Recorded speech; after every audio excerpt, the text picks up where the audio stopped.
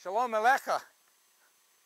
Well, once again, I am like a little boy in a toy store that never got a fire truck, and that my wonderful loving father said, "Come son, I'm going to buy you your first fire truck."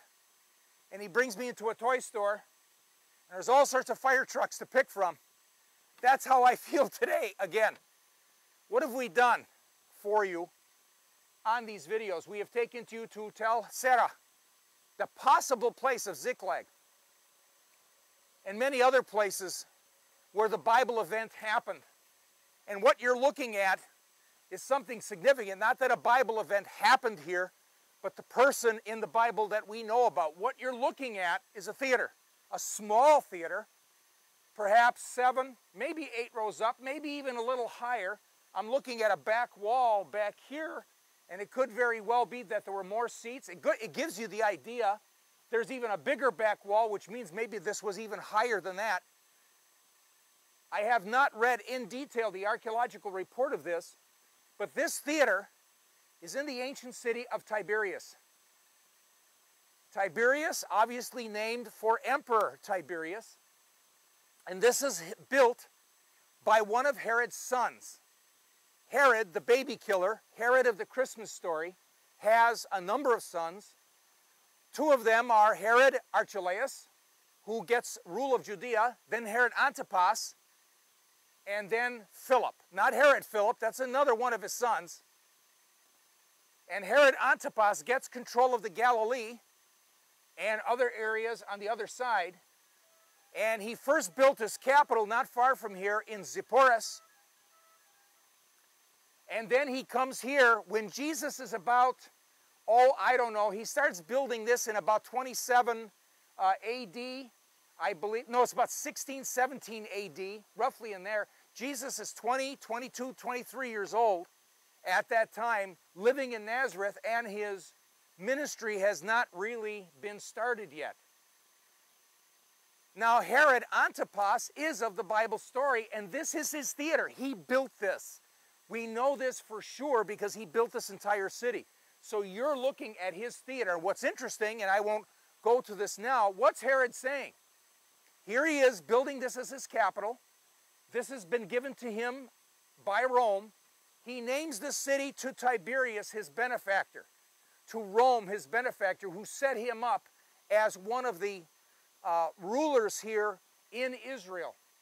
So he names this to his benefactor, but also he provides this theater. Is it a message? Because this man is not religious. He's just like his dad.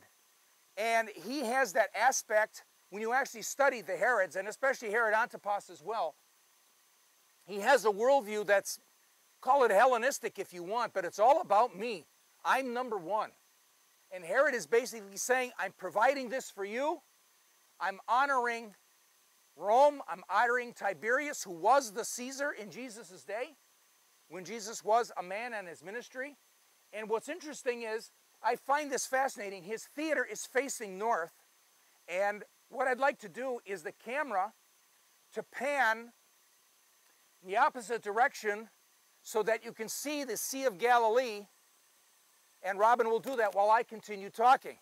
Now it's interesting, I believe if they had plays here, Greek plays, Hellenistic plays about the Hellenistic worldview, if you're sitting here at night and the sun is gone behind the hill and they had torches lit up, you'd have a beautiful wind probably coming from the north-northwest and cooling everybody off in this theater at this high place.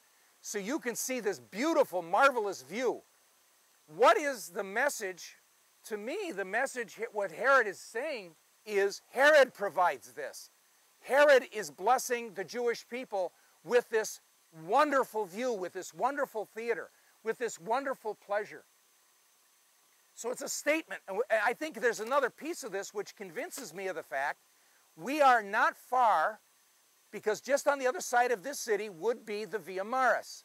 It comes out of the valley of the Doves, which is near Mount Arbel, and behind me, we won't show you that right now, I can see the top of Mount Arbel. This city is right next to the Via Maris. So here's Caesar on the Via Maris of the world, on the World Trade Route, and it's just like at Gezer. Those of you that have not seen the faith lesson at Gezer, those of you that have not seen the faith lessoning on the standing stones, at the standing stones at Gezer, it's like the Canaanites are saying, look at our gods. Look how great they are. And the standing stones become God stories. This is Herod Antipas's standing stone. The whole city is a standing stone. Look how great he is. Look how great Tiberias is. And that's the worldview that he's portraying and telling the entire world. Just like his dad. His dad doing the same thing, building the magnificent temple in Jerusalem, was a statement about how great Herod is. But listen to the words of Yeshua, who perhaps never came here. The Bible does not record he ever came to Tiberias. And you know something fascinating? We were talking about this over breakfast here in Tiberias on the west side of the lake. Tiberias, Herod Antipas is the only Bible character Jesus never talked to. Not once. That's amazing. And when I think about God and His Word and the very oracles of God, what does that mean? The Bible doesn't tell us. We can speculate all day, as we did. So we did do some speculation. And it is just fascinating to even realize that.